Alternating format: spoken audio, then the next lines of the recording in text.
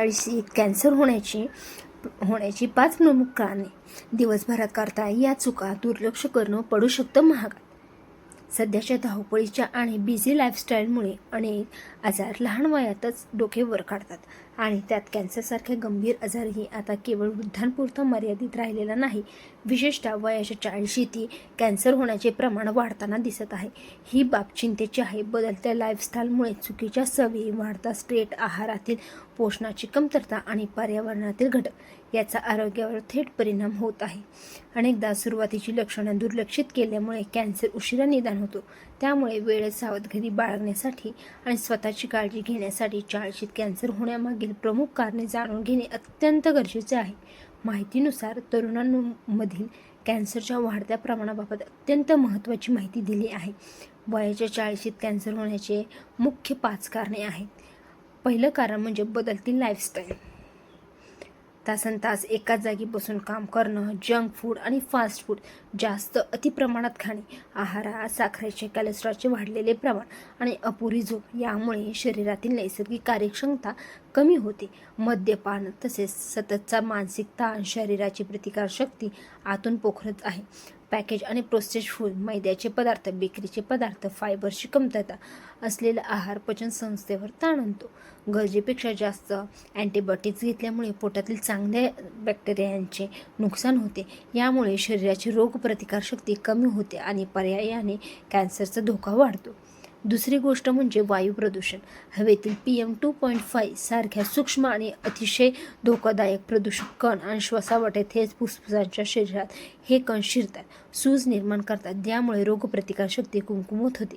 हे विषारी कण शरीरातील पेशींचे DNA ला हानी पोहोचवतात. जेव्हा DNA मध्ये बिघाड होतो तेव्हा पेशींची वाढ अनियंत्रित होते आणि त्यातूनच कॅन्सरची गाठ तयार होऊ शकते. वाहनांचा धूर, खराब हवा, घरातील खेळत्या हवेचा अभाव यामुळे कॅन्सरचा धोका वाढत आहे. तिसरी गोष्ट म्हणजे अनुवंशिकतेपेक्षा लाईफस्टाईल अधिक जबाबदार.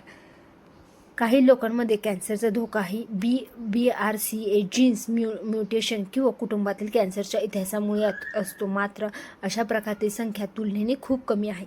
चुकीच्या सवयीमुळे ज्या कॅन्सरच्या पेशी वयाच्या 60 किंवा 70 नंतर सक्रिय व्हायला हव्या होत्या त्या आता 40च्या शरीरावर वाईट परिणाम करू लागले आहेत. थोडक्यात सांगायचे काय, चुकीच्या लाईफस्टाईल कॅन्सरच्या प्रतिक्रियेला वेग देतात. तिसरी महत्त्वाची गोष्ट आजाराची उशिरा होणारी ओळख. बहुतांश तरुणांना असे वाटतं की कॅन्सर हा केवळ वृद्धांना होणारा आजार आहे.